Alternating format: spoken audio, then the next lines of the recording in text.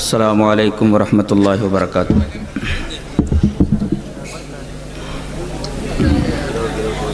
ان الحمد للہ نحمده ونستعینه ونستغفره ونعوذ باللہ من شرور انفسنا ومن سیئات اعمالنا من يهده الله فلا مضل له ومن يضلل فلا هادي له واشهد ان لا اله الا الله وحده لا شريك له واشهد ان محمدا عبده ورسوله يا أيها الذين آمنوا اتقوا الله حق تقاته ولا تموتن إلا وأنتم مسلمون يا أيها الناس اتقوا ربكم الذي خلقكم من نفس واحدة وخلق منها زوجها وبث منهما رجالا كثيرا ونساء واتقوا الله الذي تساءلون به والأرحام إن الله كان عليكم رقيبا يا أيها الذين آمنوا اتقوا الله وقولوا قولا سديدا يصلح لكم أعمالكم ويغفر لكم ذنوبكم ومن يطع الله ورسوله فقد فاز فوزا عظيما اما بعد فإن خير الحديث كتاب الله وخير الهدي هدي محمد صلى الله عليه وسلم والشر الأمور محدثاتها وكل محدثة بدعة وكل بدعة ضلالة الضلالة في النار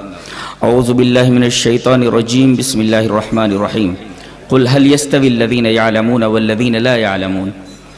حضرات علماء کرام، محترم بزرگوں، نوجوان بھائیوں، پیارے بچوں، پردہ نشین ماں اور بہنوں،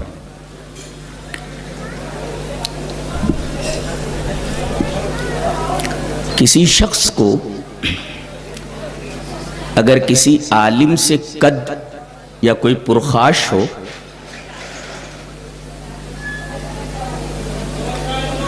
تو اپنے اس بغیض خیال کا اظہار وہ اس طرح کرتا ہے، ارے وہ عالم ہے، شیطان تو بہت بڑا عالم تھا، معلم الملکوت تھا۔ اس طرح ایک ہی جملے میں ارباب علم کی فضیلت پر بڑی ہی چالاکی اور بڑے ہی شاطرانہ انداز میں ہاتھ صاف کر دیا گیا۔ کیا خیال ہے؟ بقول شاعر کہ صرف میرے آشیاں کے چند تنکوں کے لیے، صرف میرے آشیاں کے چند تنکوں کے لیے برق کی زد پر گلستان کا گلستہ رکھ دیا۔ حالانکہ کسی صحیح حدیث سے یہ ثابت نہیں ہے کہ شیطان بہت بڑا عالم تھا، نہ کسی صحیح حدیث سے یہ ثابت ہے کہ وہ معلم الملکوت تھا۔ قرآن حکیم کی روشنی میں جہاں تک میں سمجھتا ہوں کہ اگر یہ جنوں میں سے تھا، جیسے کہ کان من الجن، اگر یہ جن تھا تو جنوں کا علم انسانوں کے علم سے کمتر ہے۔ دلیل یہ آیات ہیں، حضرت سلیمان علیہ السلام نے کہا کہ ملکہ سبا کا تخت جلد از جلد سبا سے فلسطین کون لا سکتا ہے؟ تو قال افریت من الجن انا آتیک بہ قبل ان تقوم من مقامک وانی علیہ لقوی امین۔ میں آپ کا یہ تخت، یہ کون بول رہا ہے؟ وہ بھی جن نہیں، جنوں میں جو سب سے زیادہ طاقتور افراد ہوتے ہیں جن کو افریت کہا جاتا ہے، ان میں سے ایک طاقتور جن نے یہ کہا کہ میں دربار برخاست ہونے سے پہلے ہی لے آؤں گا، قبل اس کے کہ آپ اپنی جگہ سے اٹھیں میں لے آؤں گا، اور میں طاقتور بھی ہوں اور میں امانت دار بھی ہوں، کسی قسم کی خیانت نہیں ہوگی، اور جو میں نے کہا ہے میں ضرور بھی ضرور کروں گا، اس لیے کہ میرے اندر وہ پاور موجود ہے۔ وقت محدد کیا تھا؟ ٹائم کیا دیا؟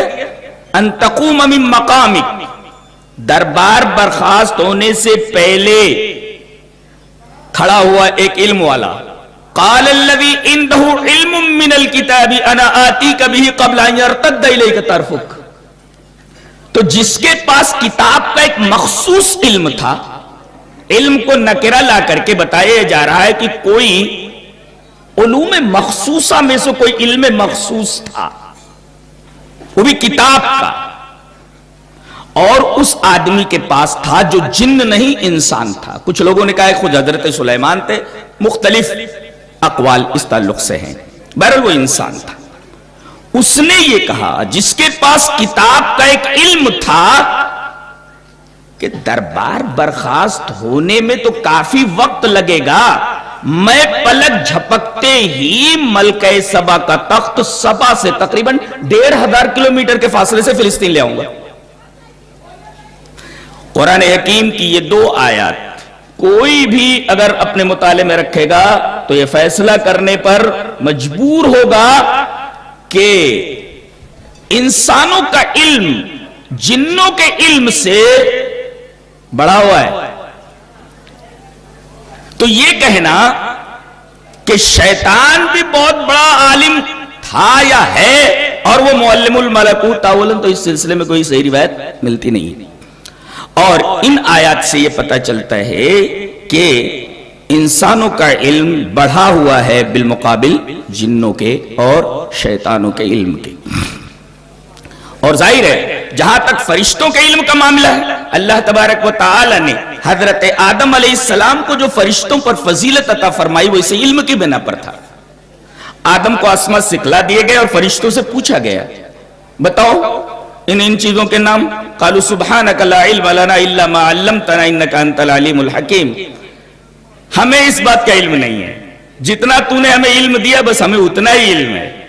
لیکن حضرت آدم سے جب کہا گیا تو انہوں نے فٹافٹ ہر ایک کے نام بتا دیے.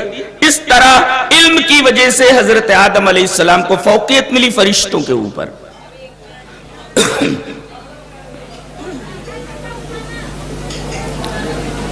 سوال یہ ہے کہ علم سے مراد کون سا علم ہے؟ تو ایک اصول اس سلسلے میں جان لیں کہ جہاں پر قرآن میں یا کسی حدیث میں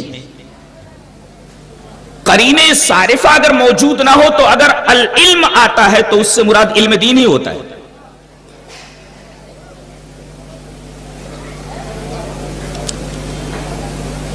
آئیے ایک حدیث دیکھتے ہیں. حدیث اس طرح وان زیاد، بہت پیاری حدیث ہے، اس سے میں چند استدلالات کرنا چاہ رہا ہوں، آپ لوگ دیکھیں. وان زیاد ابن لبید قال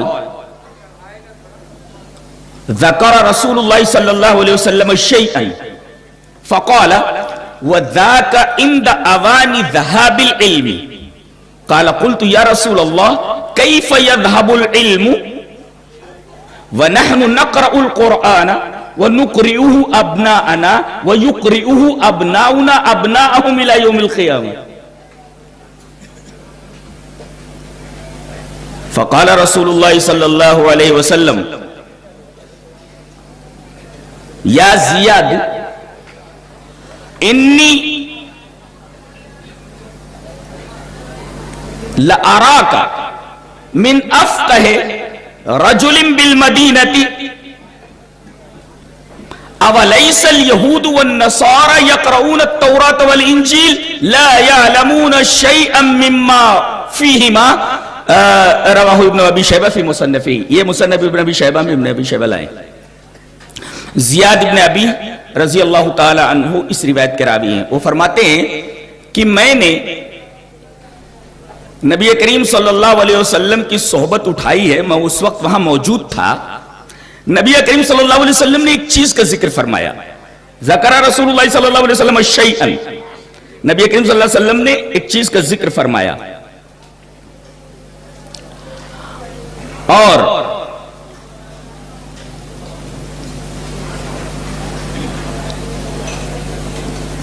یہ فرمایا کہ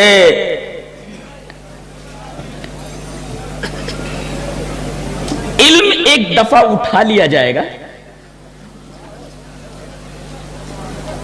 اور یہ علم کے چلے جانے کا وقت ہوگا.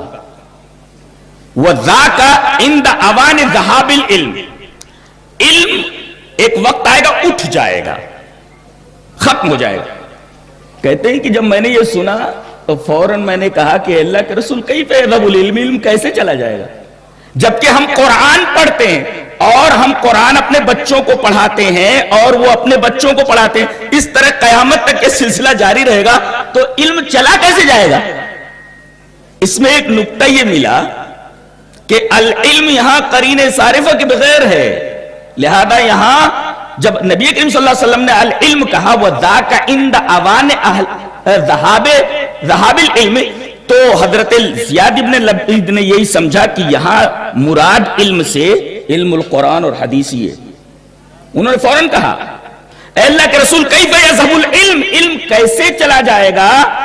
وَنَحْنُ نَقْرَأُ الْقُرْآنَ، ہم قرآن پڑھتے ہیں۔ اس کا مطلب العلم اگر قرین صارفہ کے بغیر ہو تو اس سے صحابہ کرام یہی سمجھتے تھے کہ اس سے مراد قرآن اور حدیث کا علم ہے۔ وَنَحْنُ نَقْرَأُ الْقُرْآنَ، ہم قرآن پڑھتے ہیں اور ہم اپنے بچوں کو قرآن پڑھاتے ہیں اور وہ اپنے بچوں کو پڑھاتے ہیں، اس طرح قیامت تک سلسلہ جاری رہے۔ نبی کریم صلی اللہ علیہ وسلم نے سن کر کے یہ فرمایا زیاد میں تمہیں مدینہ میں سب سے سمجھدار آدمی سمجھتا تھا اور تم کیسی احمقانہ بات کہہ رہے ہو؟ کیا تم یہ نہیں دیکھتے کہ یہودیوں کے پاس تورات ہے اور عیسائیوں کے پاس انجیل ہے، اور دونوں یہود تورات پڑھتے ہیں، عیسائی انجیل پڑھتے ہیں، اور سلسلہ بسلسلہ یہ اپنے بچوں کو پڑھاتے بھی ہیں، وہ تورات پڑھاتے ہیں وہ انجیل پڑھاتے ہیں۔ لیکن آپ دیکھیں کہ یہ ان میں سے کسی چیز کے اوپر عمل نہیں کرتے ہیں۔ پتہ یہ چلا کہ علم سے مراد علم القرآن والحدیث، اور علم کے بغیر عمل ممکن نہیں، اور ممکن بھی ہو تو بے سود ہے، یہ دونوں لازم و ملزوم ہے۔ علم کے ساتھ عمل اور عمل کے ساتھ علم۔ یہودیوں کے پاس علم تھا عمل نہیں تھا، عیسائیوں کے پاس عمل تھا علم نہیں تھا، اسی وجہ سے ایک کو ضالین کہا گیا، دوسرے کو مغضوب علیہم کہا گیا، اور انعمت علیہم کے روٹ پر چلنے والے وہ تھے جن کے پاس علم بھی تھا جن کے پاس عمل بھی تھا۔ تو گویا اگر ہم یہ کہتے ہیں اہدنا الصراط المستقیم صراط الذین انعمت علیہم غیر المغضوب علیہم ولا الضالین، تو ہم اس طرح دعا ایک طریقے کے کرتے ہیں کہ اے اللہ ہمیں ایسا علم مت دینا جس کے ساتھ عمل نہ ہو، جیسا کہ یہودیوں کے پاس تھا، اور اے اللہ ہمیں وہ عمل نہ دینا جس کے پسے پشت علم کی مضبوط دیوار نہ ہو، علم کے ساتھ عمل ہو اور عمل کے ساتھ علم، جیسا کہ انعمت علیہم کے بارے میں کہا گیا صراط الذین انعمت علیہم غیر المغضوب علیہم ولا الضالین۔ تو علم کے ساتھ عمل ضروری ہے، علم اور عمل دونوں لازم و ملزوم ہیں۔ یہی علم ہے جس کے بارے میں یہ فرمایا گیا کہ قرب قیامت کے وقت یہی علم اٹھا لیا جائے گا۔ کون سا علم؟ یہ قرآن اور حدیث کا علم۔ ابھی میں ایک بڑی اچھی بات کہنے جا رہا ہوں، پہلے وہ حدیث پڑھ لیتے ہیں۔ حدیث اس طرح وان انس بن مالک رضی اللہ تعالی عنہ قال قال رسول اللہ صلی اللہ علیہ وسلم ان من اشراط الساعۃ ان يرفع العلم ويثبت الجهل ويشرب الخمر ويظهر الزنا، رواه البخاری فی کتاب العلم۔ حضرت امام بخاری رحمہ اللہ اس حدیث پاک کو ایسے کتاب العلم کے اندر لائے، راوی حضرت انس بن مالک ہیں۔ حضرت انس فرماتے ہیں کہ نبی اکرم صلی اللہ علیہ وسلم نے ارشاد فرمایا کہ قیامت کی علامات میں سے ایک علامت یہ، سب سے پہلے کس چیز کو ذکر کیا؟ ان یرفع العلم، علم اٹھا لیا جائے گا۔ آپ ایک سوال کریں گے کہ علم تو بڑھتا جا رہا ہے، پہلے لوگوں کو جب بات کرنی ہوتی تھی کسی سے تو ایک خط لکھتے تھے، اور لکھنا نہیں آتا تھا تو گاؤں کے پڑھے لکھے آدمی سے، لکھنے والے آدمی سے لکھاتے تھے، پھر وہ پوسٹ کیا جاتا تھا، اور پھر وہ خط بمبئی پہنچتا تھا، دلی پہنچتا تھا، پھر اس کے بعد بیٹا اس کو پڑھنے کے بعد پھر جواب دیتا تھا۔ اس طرح اس مراسلت کا جو دورانیہ ہوتا تھا کبھی کبھی 1 مہینے پر محیط ہوتا تھا، یا اس طریقے سے 2 مہینے پر یا 15 دن پر محیط ہوتا تھا۔ لیکن اب علم اتنا بڑھ چکا ہے کہ دنیا مٹھی میں آ چکی ہے، 1 منٹ کے اندر ہم اس دورانیے کو طے کر لیتے ہیں، اس فاصلے کو طے کر لیتے ہیں اور گفتگو ہو جاتی ہے۔ ٹیکنالوجی تو بڑھ رہی ہے، علم تو بڑھ رہا ہے، لیکن آپ کو بتاؤں کہ یہ علم ایسا ہے، علم ایسا ہے جس علم کی ناک میں اس علم کی نکیل نہیں ہے جس علم کا تذکرہ ان حدیثوں کے اندر کیا گیا ہے. اسی وجہ سے وہ علم بڑھ رہا ہے. لیکن ہم یہ دیکھ رہے ہیں کہ انسان ہر میدان میں، اخلاق کے میدان میں، کوئی بھی میدان دیکھ لو، کہنے کی ضرورت نہیں، ہر میدان میں دیوالیہ ہوتا چلا جا رہا ہے. کیوں؟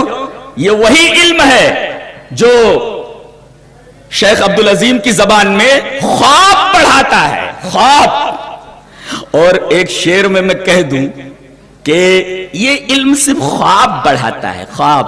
جانثار اختر نے بہت اچھا شعر کہا ہے کہ اسی سبب سے ہیں شاید عذاب جتنے ہیں، اسی سبب سے شاید جتنے ڈپریشنز ہیں، جتنے بھی اضطرابات ہیں، جتنے بھی خلفشارات ہیں اور جتنے بھی پریشانیاں ہیں، اسی سبب سے ہیں شاید عذاب جتنے ہیں، جھٹک کے پھینک دے پلکوں پہ خواب جتنے ہیں.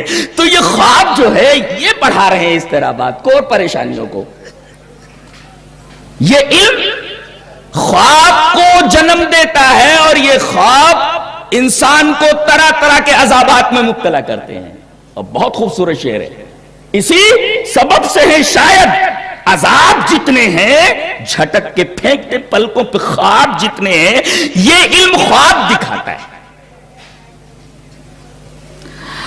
اور یہ علم، جس علم کے بارے میں بات ہو رہی ہے، یہ علم اس علم سے افضل ہے. آئیے ہم تقسیم کر لیتے ہیں پہلے علم کی. بنیادی تقسیم ہم اس طرح کریں گے کہ علم کی دو قسمیں ہوتی ہیں، علم نافع اور علم غیر نافع. یہ ہم تقسیم کریں گے. دلیل یہ حدیث پاک. وعن ابی ہریرہ رضی اللہ تعالی عنہ ان رسول اللہ صلی اللہ علیہ وسلم قال اذا مات الانسان انقطع عنه عمله الا من ثلاثه الا من صدقة جاریة او علم ينتفع به او ولد صالح يدعو له. رواہ مسلم فی کتاب الوصیہ. حضرت امام مسلم رحمہ اللہ اس حدیث پاک کو اسے کتاب الوصیہ کے اندر لائے اور راوی حضرت ابو ہریرہ رضی اللہ تعالی عنہ. حضرت ابو ہریرہ فرماتے ہیں کہ نبی اکرم صلی اللہ علیہ وسلم نے ارشاد فرمایا کہ انسان جب مر جاتا ہے تو اس کا عمل اس سے ختم ہو جاتا ہے. ایک بات، چلیے پہلے یہ بات کر لیتا ہوں، اس کے بعد ایک عجیب و غریب بات کروں گا میں آپ سے. جی، جب انسان مر جاتا ہے، اس دنیا سے چلا جاتا ہے تو اس کا عمل اس سے ختم ہو جاتا ہے. مگر تین چیزیں جس میں اس کا عمل دخل ہوتا ہے، مرنے کے بعد بھی اسے ملتا رہتا ہے. ایک صدقہ جاریہ اور دوسرا ایسا علم جو نافع ہو. نافع، جی، جو نفع دینے والا ہو انسانوں کو. اچھا، یا بیٹا بیٹی ہو، اولاد ہو جو اس کے لیے دعا کرے. ان تین چیزوں کا ثواب مرنے کے بعد بھی اسے ملتا رہتا ہے. اس میں آپ دیکھ رہے ہیں دوسری چیز علم نافع ہے. گویا اس میں تقسیم کی گئی علم نافع اور علم غیر نافع کی. تو علم نافع کے حصول میں ہم آگے بڑھیں گے اور علم غیر نافع سے ہم اللہ کی پناہ مانگیں کہ اے اللہ ایسا علم دینا ہی نہیں جو نفع نہ دے. دلیل یہ حدیث پاک. وعن ابی ہریرہ رضی اللہ تعالی عنہ قال کان من دعاء النبی صلی اللہ علیہ وسلم اللہم انی اعوذ بک من علم لا ينفع ومن دعاء لا يسمع ومن قلب لا يخشع ومن نفس لا تشبع. رواہ ابن ماجہ فی کتاب العلم. حضرت امام ابن ماجہ رحمہ اللہ اس حدیث پاک کو ایسے کتاب العلم کے اندر لائے ہیں. اللہ اکبر. راوی اس حدیث کے ابو ہریرہ ہی. حضرت ابو ہریرہ فرماتے ہیں کہ نبی اکرم صلی اللہ علیہ وسلم کو دیکھا گیا کہ آپ کثرت سے یہ دعا مانگتے تھے. کون سی دعا؟ یہ اللہم انی اعوذ بک من علم لا ينفع. اے اللہ مجھے اس علم سے اپنی پناہ میں لے لے، میں اس علم کے قریب نہ جاؤں جو غیر نافع ہو، جو نفع دینے والا نہ ہو. یہ ہے.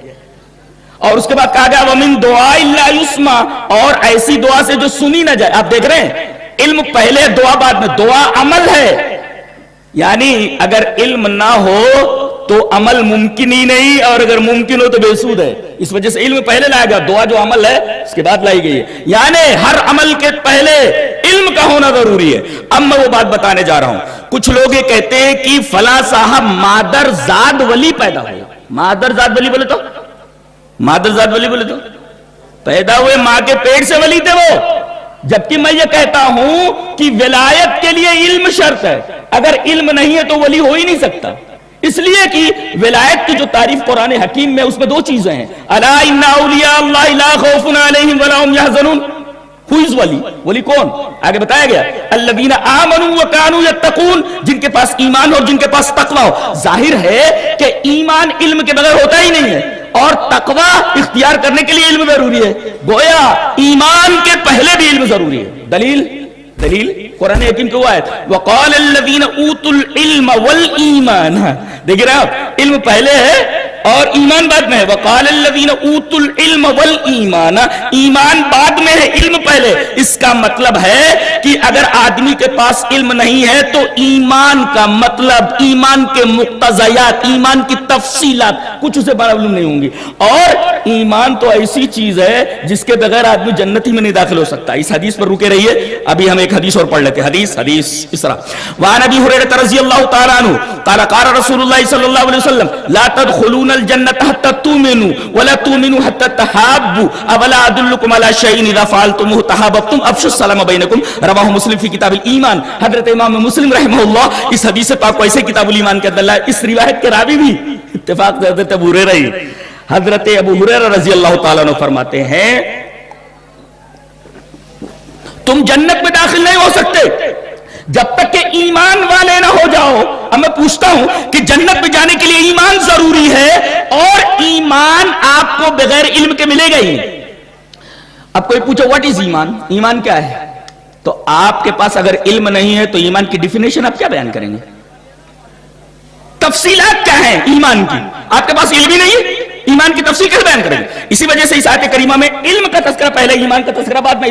اس کا مطلب یہ ہوا کہ پہلے آدمی ایمان کے بارے میں علم حاصل کرے، ایمان کی مقتضیات، ایمان کی تفصیلات کو سمجھے. وقال الذین اوتوا العلم والایمان، ایمان سے پہلے علم ضروری ہے. اور ابھی میں نے بتایا اس حدیث پاک میں عمل سے پہلے علم ضروری ہے، اس لیے کہ دعا عمل ہے، اس کے پہلے علم کا تذکرہ کیا گیا. اب آگے بڑھیں. اللہم انی اعوذ بک من علم لا ینفع، اے اللہ میں تیری پناہ چاہتا ہوں اس علم سے جو غیر نافع ہے، جو غیر نافع.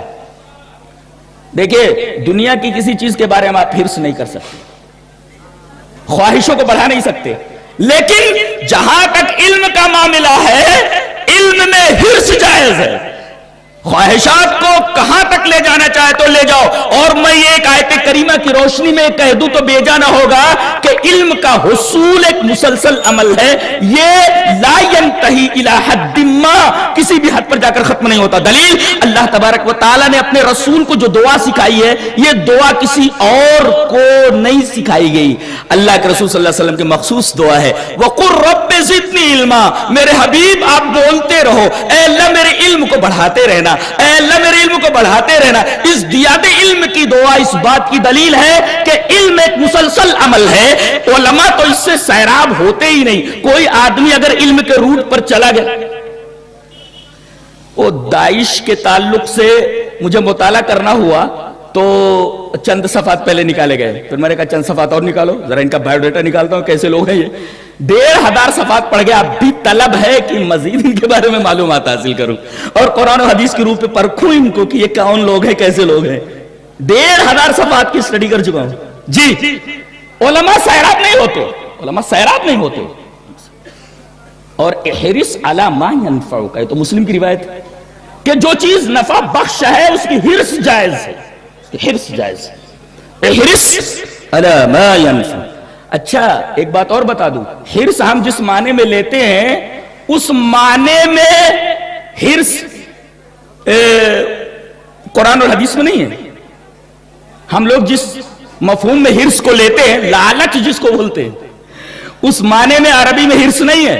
جیسے وسیلہ، وسیلہ جس معنی میں ہم اردو میں لیتے ہیں عربی میں وہ مفہوم نہیں ہے وسیلے کا. جی حرص کہتے ہیں، علامہ ابن قیم رحمۃ اللہ علیہ کی بڑی پیاری کتاب شفاء العلیل فی مسائل القضاء والقدر والحکمت والتعلیل، تقریباً 1000 صفحات کے اوپر سے تقدیر کا مسئلہ سمجھایا انہوں نے.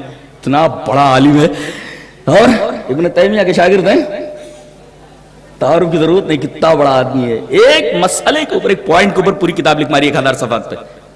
مسئلہ تقدیر، نام کتنا پیارا ہے، شفاء العلیل فی مسائل القضاء والقدر والحکمت والتعلیل. اتنا لمبا تو اس کا نام. اس میں لکھتے ہیں وہ یہ احرص علی ما ینفعک والی حدیث کی تشریح میں کہ حرص نام ہے کسی چیز کی طلب میں اور تلاش میں اپنی پوری قوت کو، اپنی پوری محنت کو نچوڑ دینا، دیٹ از کالڈ حرص، اس کو حرص بولتے ہیں، یہ جائز ہے۔ تو احرص علی ما ینفعک، اچھا تو اے اللہ مجھے وہ علم نہ دینا جو نفع بخش نہیں ہے، میں اس پہ حرص نہ کروں، اور اے اللہ مجھے ایسی دعا کرنے کی توفیق نہ دینا جو تیری بارگاہ میں مستجاب نہ ہو، اور اے اللہ مجھے وہ دل مت دینا جو تجھ سے ڈرے نہ۔ ایک نقطہ یہ بتاؤں کہ شیطان کو علم نہیں تھا، اب بات آئی گئی ہے تو وہ آیت کریمہ پڑھ دوں کہ شیطان عالم نہیں تھا۔ انما یخشی اللہ من عبادہ العلماء، علماء اللہ سے ڈرنے والے ہوتے ہیں۔ اب دیکھیں آپ، علم یہ خشیت پیدا کرتا ہے، آیت کریمہ کو غور سے دیکھیے، علم خشیت پیدا کرتا ہے، اور خشیت اطاعت پیدا کرتی ہے، اطاعت نہیں تو خشیت نہیں، خشیت نہیں تو علم نہیں۔ کہاں اطاعت کیا اس نے؟ اللہ نے فرمایا سجدہ کر آدم کو، اسجدوا لآدم، نہیں کیا اس نے، اطاعت نہیں۔ اطاعت کیوں نہیں کی اس نے؟ اس لیے کہ اس کے اندر خشیت الہی نہیں تھی، اور خشیت الہی نہ ہونا اس بات کی دلیل ہے کہ اس کے پاس علم نہیں تھا۔ تو علم خشیت الہی پیدا کرتا ہے، اور خشیت الہی اگر نہ ہو تو آدمی اطاعت نہیں کرتا۔ اب جتنے لوگوں کو دیکھو جو اطاعت نہیں کر رہے ہیں، ان کے اندر اسی اعتبار سے، اسی معیار سے کمی ہے خشیت کی۔ جتنا ڈرتے ہیں اتنا اطاعت کرتے ہیں، اور جتنی اطاعت کرتے ہیں اسی کے بقدر ان کے پاس علم ہے۔ انما یخشی اللہ من عباد العلماء، وہ عالم تھا ہی نہیں اس لیے کہ اس کے اندر خشیت نہیں تھی، اور اگر خشیت ہوتی تو اطاعت ضرور کرتا، اطاعت نہیں کیا، خشیت نہیں تھی، خشیت نہیں تو عالم نہیں تھا، وہ علم نہیں تھا اس کے پاس۔ جہاں تک مادرزاد ولی کی بات ہے تو وہ بھی قرآن حکیم کے ایک ایسے ثابت ہے کہ ولایت کے لیے علم ضروری ہے، اور ساتھ ساتھ ولایت کے لیے تو کرامت شرط نہیں ہے، لیکن کرامت اسی سے صادر ہو سکتی ہے، صدور کرامت کے لیے علم ہونا ضروری ہے۔ وہ آدمی جس کے پاس کتاب کا علم تھا، یہ ایک طریقے کی کرامت تھی، کرامت تھی۔ اگر یہ غیر نبی سے ظاہر ہوئی تو کرامت تھی، اور کرامت سے پہلے علم کا تذکرہ کیا گیا۔ قال الذین عنده علم من الکتاب، علم کا حوالہ پہلے، اور انا آتیک بہ قبل ان یرتد الیک طرفک، یہ کرامت ہے کہ اس سے پہلے، آپ کی پلک جھپکنے سے پہلے میں 1500 کلومیٹر کے فاصلے سے تخت اٹھا کر کے لے آؤں گا جو اللہ نے مجھے کتاب کا علم دیا ہے۔ اس سے دیکھیے اتنی دور سے کرامت، کرامت کیا؟ ارے 1500 کلومیٹر کے فاصلے سے میٹر کو لے آنا۔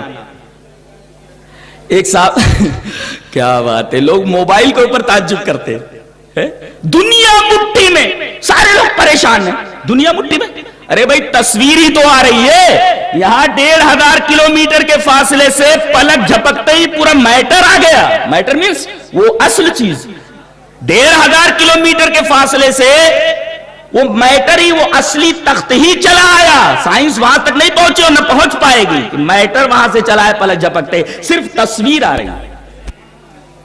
ایک صاحب تعلیم کے بارے میں بات کرنے لگے کہ آج کل امریکہ میں اور لندن میں اور یورپین تہذیب میں اور یورپین ممالک میں ایک دوسرے طریقے کی تعلیم ہو رہی ہے۔ ہم اورلی پڑھا دیتے ہیں، بچہ سمجھے یا نہ سمجھے، لیکن وہاں باقاعدہ دکھایا جاتا ہے۔ مثلا اگر لڑکے کو انجینئر بننا ہے تو کیا، کون سا انجینئر بننا؟ بولے میکینیکل انجینئر، اچھا ٹھیک ہے، تو اس کے سامنے کار کے سارے پرزے کھول دیے جائیں گے ہر ہفتے، ہر 15 دن پر، اور باقاعدہ دکھایا جائے گا کہ یہ کیسے اس کو جوڑا جاتا ہے، اور پھر اس کو اس جگہ لے جائیں گے ان بچوں کو جو یہ میکینیکل انجینئرنگ کس طریقے سے اس کا پروسیس ہوتا ہے، پروسیسنگ دکھائیں گے اس کو۔ میں نے کہا یہ کون سی نئی بات ہے، یہ ایجوکیشن یعنی ویژول ایجوکیشن، ویژول ایجوکیشن یعنی دیکھ کر کے تعلیم دینا، یہ تو قرآن حکیم میں موجود ہے۔ بولو قرآن میں؟ میں نے کہا شیخ عبدالعظیم نے ابھی اطمینان قلب کی بات کہی، تو اسی اطمینان کے اوپر میرا ذہن اس آیت کریمہ کی طرف منتقل ہوا. اللہ نے فرمایا وَإِذْ قَالَ إِبْرَاهِيمُ رَبِّ أَرِنِي كَيْفَ تُحْيِي الْمَوْتَى. یہ کانسیپٹ ہے کہ اللہ مردوں کو زندہ کرتا ہے, یہ کانسیپٹ ہے. حضرت ابراہیم مانتے تھے کہ اللہ زندہ کرتا ہے مردوں کو, یہ تعلیم ہے, یہ اعتقاد ہے, کانسیپٹ ہے. اور وہ بھی کیسے کانسیپٹ بے بتا دیا گیا, اورل بتا دیا گیا کہ اللہ مردوں کو زندہ کرتا ہے. اب اس کا ویژول ایجوکیشن دیا جا رہا ہے. کہہ رہے کہ اللہ میں دیکھنا چاہتا ہوں پروسیسنگ کیسے ہوتی ہے, میں آنکھوں سے دیکھنا چاہتا ہوں. ویژول ایجوکیشن میں ارے تم نے تو ایک مردہ چیز کے پارٹ کھول کر کے پھر سے جوڑ دیے, یہاں ایک زندہ چیز کے سارے پارٹس کھول دیے گئے اور ویژول ایجوکیشن دیا گیا کہ اس طریقے سے ایک زندہ چیز کو مردہ بنانے کے بعد اس کے اجزاء کو ایک دوسرے میں مکس کرنے کے بعد اس طریقے سے بنایا جاتا ہے, اس طریقے سے ہم پروسیس کرتے ہیں. اللہ کتنی عجیب و غریب کتاب ہے, اللہ اکبر. حیران ہو جاتا ہے, حیران ہو جاتا ہے اس کتاب کو پڑھنے کے بعد. ارے پریکٹیکل ہی نہیں, ایک ہوتا ہے وربل یعنی منہ سے بول دیتے ہیں کانسیپٹ. جیسے اب لکھ دیا گیا کہ بھئی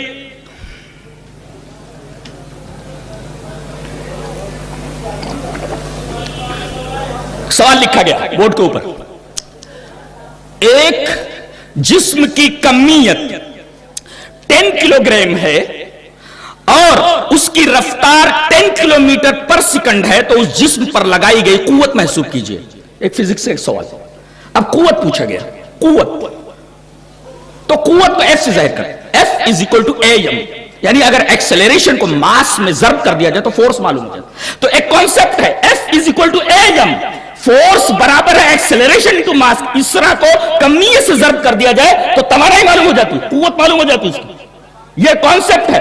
اب اس کو بورڈ کے اوپر سمجھایا جائے گا کہ اس طریقے سے دیکھو یہ اتنی فورس ہے, یہ ایسا ہے, یہ ایسا ہے. تو میرا خیال ہے کہ 100 نیوٹن, اس لیے کہ سی جی ایس نظام میں توانائی یعنی فورس کی جو اکائی ہے وہ نیوٹن, میرا خیال ہے 100 نیوٹن آئے گا کچھ. تو ایک کانسیپٹ ہے اور اس کے بعد اسے بورڈ کے اوپر سمجھا دیا گیا, اور ایک ہے اسے پریکٹیکل بتا دینا. قرآن حکیم کہتا ہے پریکٹیکل میں بتا دے رہا ہوں کہ پروسیسنگ کیسے ہوتی ہے. تم تو مردہ چیزوں کی پروسیس کر کے بتاتے ہو, ہم زندہ چیزوں کو مارنے کے بعد کس طرح پروسیسنگ کرتے ہیں وہ تم اپنی آنکھوں سے دیکھ لو. ویژول ایجوکیشن, یہ تعلیم ہے, یہ علم. حالانکہ قرآن حکیم کوئی سائنس کی کتاب تو ہے نہیں, اور نہ اس کے کسی کانسیپٹ یا کسی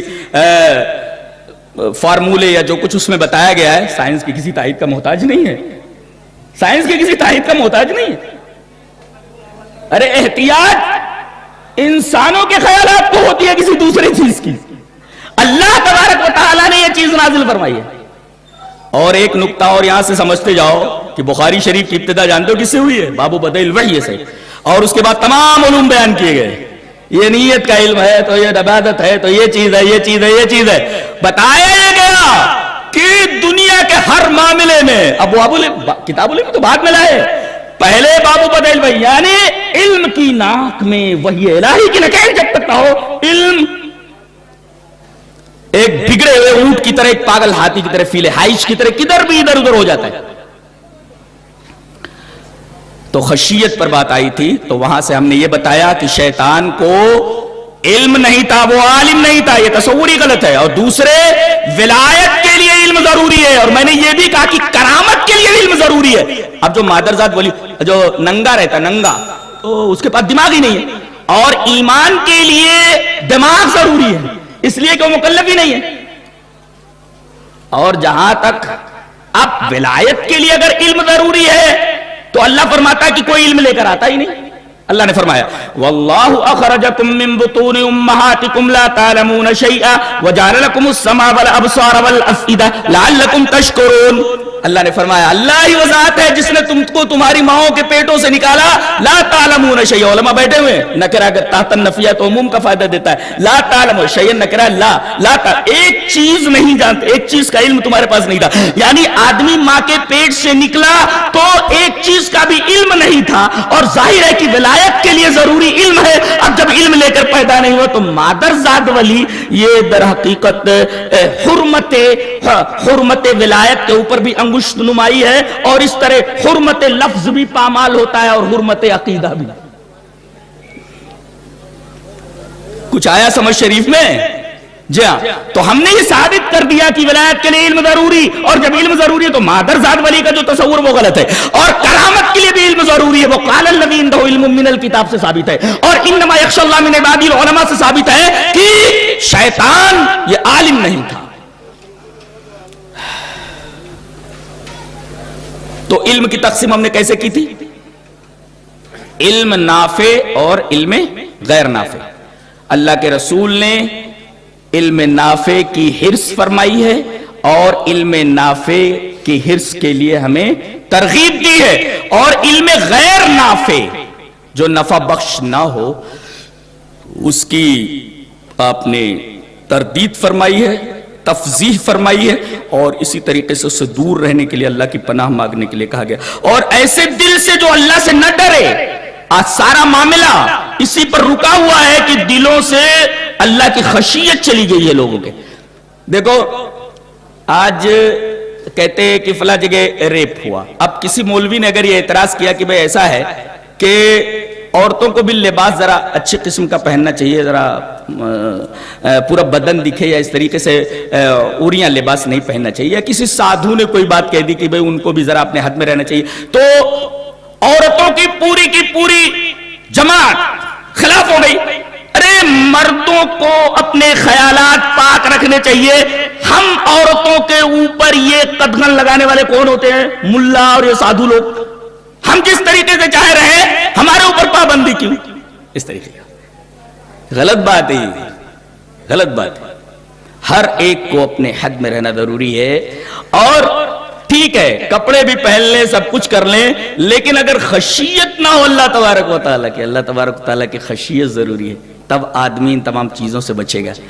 دلیل کے طور پر وہ حدیث پاک لے لیں تو سارا مسئلہ حل ہو جاتا ہے۔ حدیث اس طرح وعن ابی ہریرہ رضی اللہ تعالی عنہ ان رسول اللہ صلی اللہ علیہ وسلم قال سبعۃ یظلهم اللہ فی ظلہ یوم لا ظل الا ظلہ الامام العادل والشاب النشأ بعبادۃ اللہ ورجل قلبه معلق بالمسجد ورجلان تحابا في الله اجتمع عليه وتفرق عليه ورجل دعته امرأة ذات منصب وجمال فقال إني أخاف الله ورجل تصدق بصدقة فأخفاها حتى لا تعلم شماله ما تنفق يمينه ورجل ذكر الله خاليا ففاضت عيناه رواه مسلم في کتاب الزکاة۔ حضرت امام مسلم رحمہ اللہ اس پوری حدیث کو ایسے کتاب الزکاة کے اندر راوی حضرت ابو ہریرہ ہے۔ یہ ساری روایتیں میرا خیال ہے ابو ہریرہ ہی کی ہو رہی ہیں ابھی تک، زیاد ابن لبید کی اور ان کی انس ابن مالک کی ایک روایت میں نے پیش کی تھی۔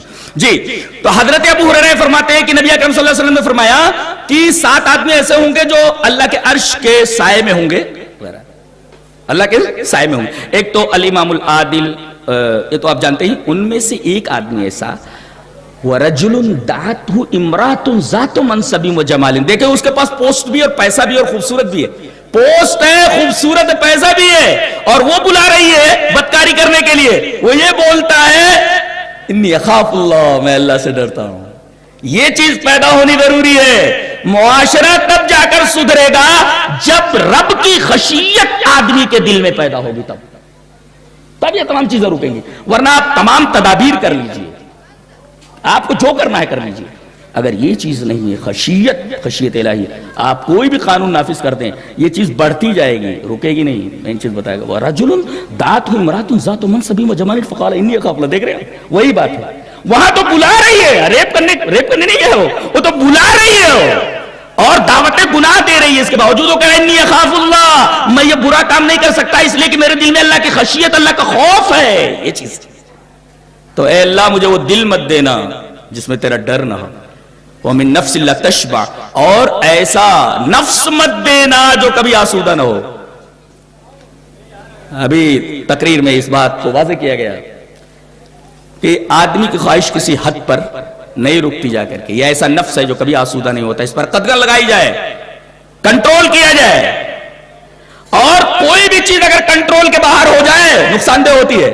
لوگ کہتے ہیں ہم آزاد۔ Basic English reader for high school کے اندر ایک چیپٹر ہم نے پڑھا تھا، اس وقت جو چلتی تھی، ایک موٹی سی کتاب تھی، basic English reader for high school, تو جس کا پہلا چیپٹر تھا انڈیا ہیز اے پلان، اس کے اندر آگے چل کر کے ایک چیپٹر تھا دا رولز آف دا روڈ، سڑک کے قوانین، تو اس میں یہ بتایا گیا کہ ایک بوڑھے حضرت صبح واکنگ کے لیے نکلے، چھڑی لیے، اور تھوڑی دور چلنے کے بعد سڑک پر یوں اسپن کرنے لگے، اس کو گھمانے لگے، چھڑی کو. ادھر سے ایک آدمی واکنگ کرتے ہوئے گزرا, کہا کہ حضرت یہ جو چھڑی آپ گھما رہے ہیں ذرا اس کو ایک حد میں گھمائیے. اس نے کہا, بوڑھے نے, کہ میں آزاد ہندوستان کا آزاد ناگرک ہوں, میں اپنی آزاد چھڑی کے ساتھ, آزاد اسٹک کے ساتھ جس طرح چاہوں ٹریٹ کر سکتا ہوں, سلوک کر سکتا ہوں. کہا کہ حضرت بالکل صحیح فرما رہے ہیں, بالکل صحیح, لیکن آپ کی آزادی وہاں ختم ہو جاتی ہے جہاں سے میری ناک شروع ہوتی تھی. تو ہر چیز کو کنٹرول میں رہنا چاہیے, کوئی چیز آؤٹ آف کنٹرول ہو جائے نقصان دہ ہوتی ہے. تو آپ کی آزادی وہاں ختم ہو جاتی ہے جہاں سے میری ناک شروع ہوتی ہے. اب آپ گھما رہے ہیں, بغل سے کوئی واک کرتے ہوئے گزرا, اس کی ناک میں آپ کی چھڑی لگ گئی تو کیا ہوگا؟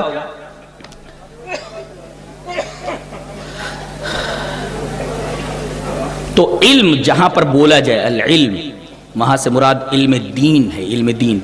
آپ دنیاوی علم حاصل کیجئے, لیکن علم نافع میں, اب پہلی تقسیم اس طرح کریں گے, علم کی دو قسمیں, علم نافع, علم غیر نافع. علم نافع کی طلب کیجئے, علم غیر نافع سے دور رہی. اب علم نافع کی بھی دو قسمیں کیجئے. علم نافع وہ جو آخرت کے لیے آپ کے کام آ سکے, اس پر زیادہ توجہ دو, اس میں افضل وہی ہے. اور جو علوم دنیا میں آپ کے لیے نفع بخش ہیں ان میں پہلے علم کی نکیل ڈال دیجئے.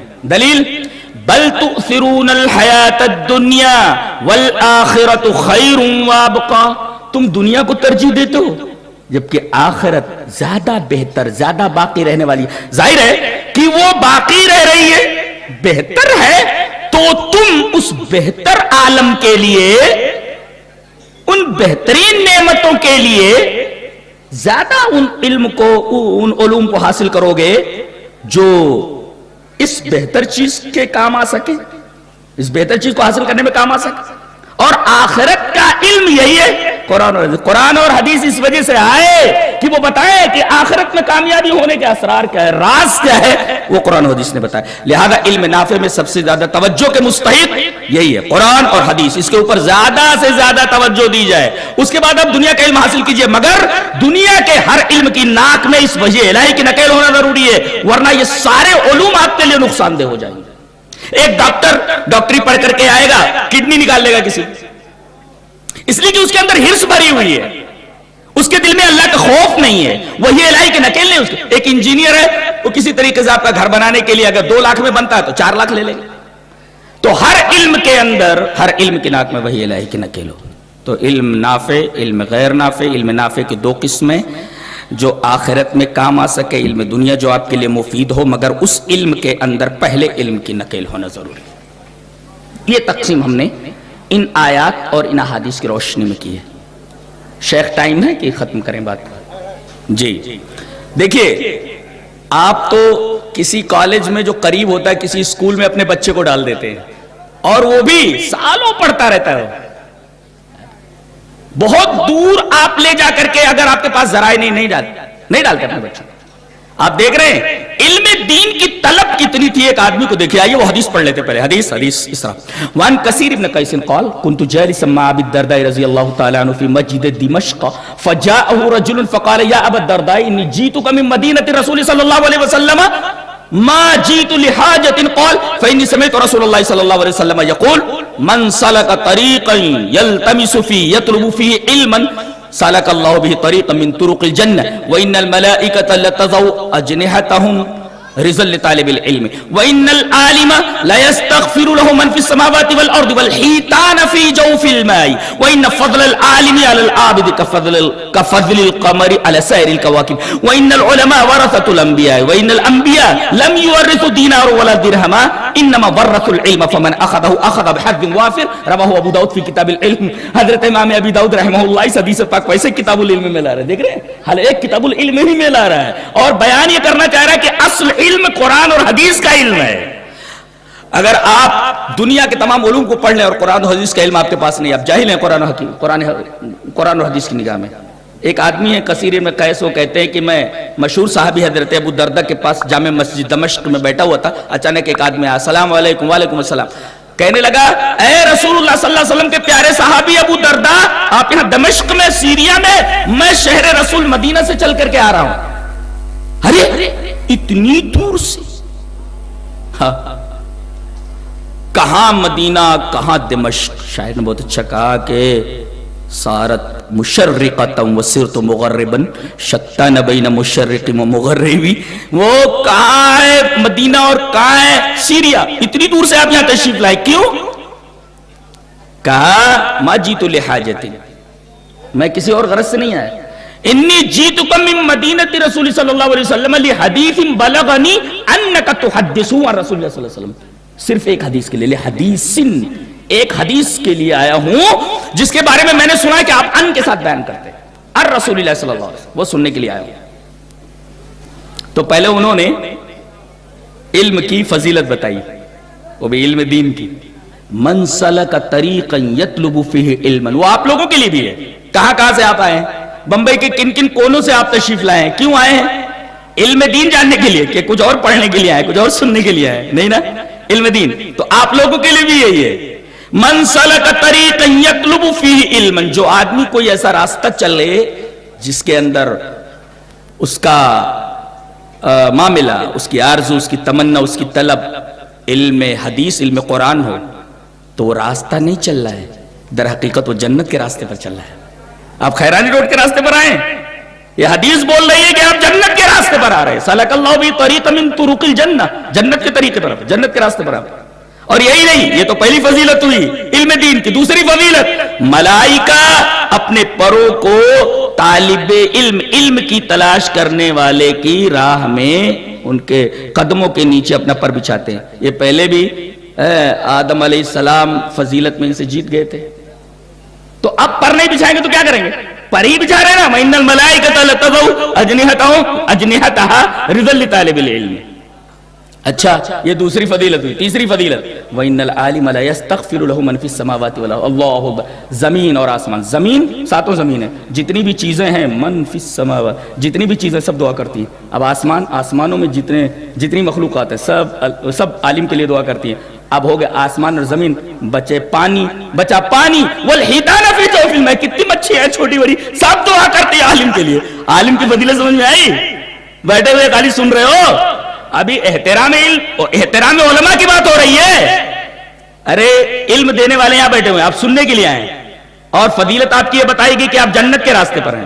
دوسری فضیلت یہ کہ آپ کے پروں کے نیچے، آپ کے قدموں کے نیچے فرشتے پر بچھا رہے ہیں۔ تیسرا یہ کہ آسمان میں جتنی مخلوقات ہیں وہ سب آپ کے لیے دعا کر رہی ہیں، زمین میں جتنی مخلوقات ہیں سب آپ کے لیے دعا کر رہی ہیں۔ چار فضیلت۔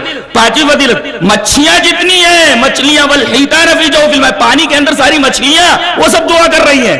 اچھا، یہ چوتھی یا پانچویں فضیلت ہوئی۔ اچھا، وَإِنَّ فَضْلَ الْعَالِمِ عَلَى الْعَابِدِ، ایک ہے پرہیزگار ہے، رات و دن عبادت میں لگا ہوا ہے، اس کی فضیلت۔ ایک عالم کی فضیلت اس کے اوپر ایسے ہے چاند کے مقابلے میں تمام سیارے، تمام ستارے۔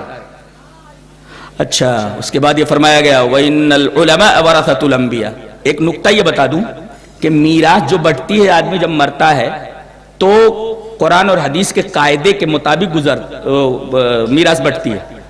اللہ کے رسول صلی اللہ علیہ وسلم نے ارشاد فرمایا فلا وصیت لوارث، وارث کے لیے وصیت نہیں ہے۔ بیٹی کا حصہ آدھا ہے لڑکے کے مقابلے میں، لڑکے کا 2 حصہ، لڑکی کا 1 حصہ۔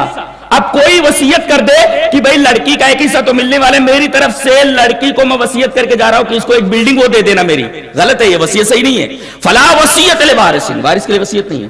اسی طریقے سے تقسیم ہوگی وراثت کی جس طریقے سے قرآن و حدیث میں بیان کیا گیا ہے، لیکن ایک وراثت ایسی ہے جتنا جو چاہے لے لے، اس میں کچھ قاعدہ قانون نہیں ہے، اس میں کوئی قاعدہ قانون نہیں ہے۔ کون سی وراثت ہے وہ؟ یہ وراثت ہے انبیاء کی وراثت۔ وَإِنَّ الْعُلَمَاءَ وَرَثَةُ الْأَنْبِيَاءِ وَإِنَّ الْأَنْبِيَاءَ لَمْ يُوَرِّثُوا دِينَارًا وَلَا دِرْهَمًا، وہ تو درہم اور دینار کی وراثت چھوڑتے ہی نہیں ہیں، وہ تو علم چھوڑ کر کے جاتے ہیں۔ انما ورثوا العلم، سوال یہ ہے کہ انبیاء کو کون سا علم دیا گیا تھا؟ یہی اللہ کی کتاب کا علم اور ان کی حدیث کا علم، جو بولتے تھے وَإِنَّ الْعُلَمَاءَ وَرَثَةُ الْأَنْبِيَاءِ وَإِنَّ الْأَنْبِيَاءَ لَمْ يُوَرِّثُوا دِينَارًا وَلَا دِرْهَمًا إِنَّمَا وَرَثُوا الْعِلْمَ، علم جو آسمانی علم ہوتا تھا اللہ کی طرف سے آیا ہوا، اس کے بعد اس کی وراثت چھوڑتے تھے۔ فَمَنْ أَخَذَهُ أَخَذَ بِحَظٍّ وَافِرٍ، اب جو جتنی زیادہ محنت کر کے جتنا زیادہ لے لے، اس وراثت میں کوئی قانون اور کوئی قاعدہ نہیں ہے۔ مرنے والا جب دنیا کی وراثت چھوڑتا ہے تو قانون اور قاعدہ ہے، لیکن نبی کی وراثت میں کوئی قانون اور قاعدہ نہیں ہے، جتنا لینا چاہو، جتنی آپ کے پاس استطاعت، آپ محنت کے مطابق اس وراثت کو حاصل کر سکتے ہیں۔ آپ دیکھ رہے ہیں انبیاء کی وراثت میں اور ایک عام آدمی کی وراثت میں اور علمی وراثت میں اور ایک دنیاوی چیز کی وراثت میں کتنا فرق ہوتا ہے۔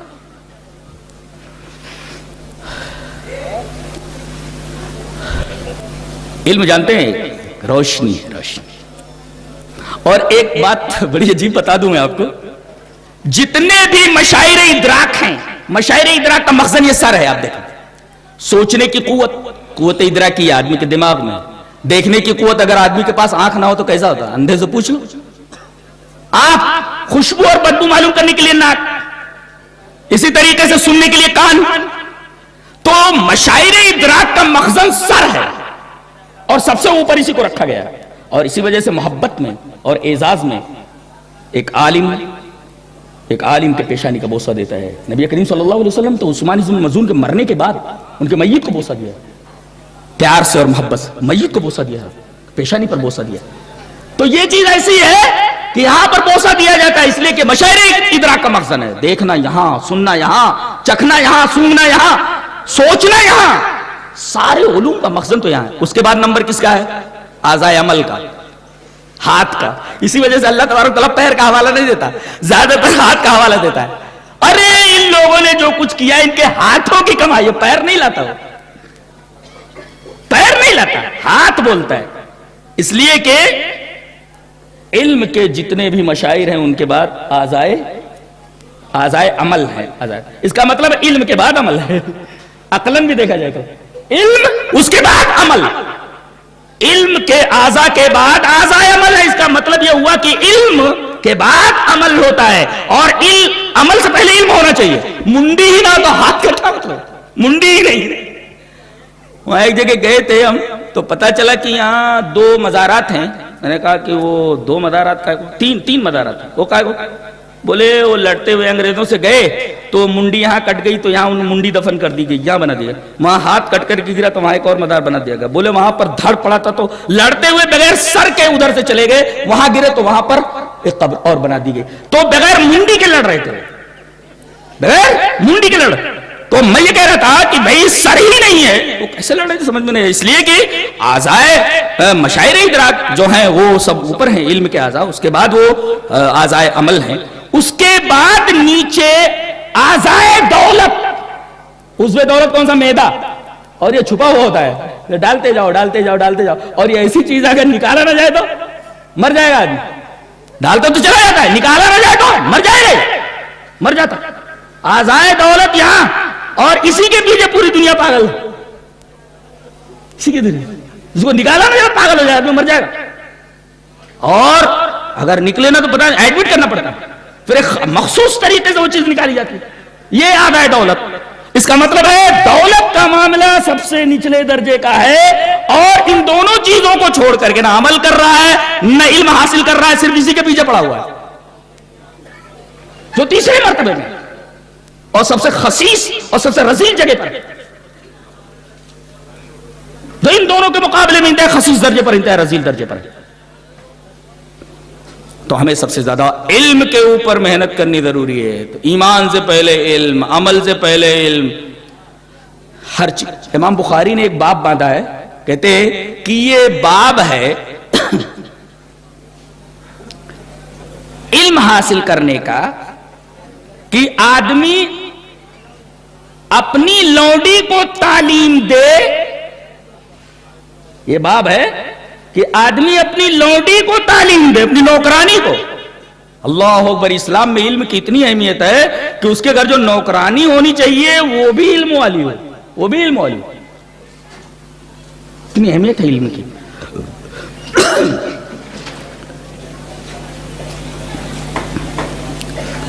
اور سب سے بڑی چیز جو بھی بتائی گئی، شرک، جانتے ہیں کس کے پیٹ سے پیدا ہوتا ہے؟ علم کے پیٹ سے نہیں، جہالت کے پیٹ سے پیدا ہوتا ہے۔ اللہ نے فرمایا افغیر اللہ تامرونی اعبد ایھا الجاہلون، اے جاہلو تم اللہ کے علاوہ کی طرف تم مجھے حکم دیتے ہو آنے کی، کہ میں اللہ کو چھوڑ کر کے کسی اور کی عبادت کروں.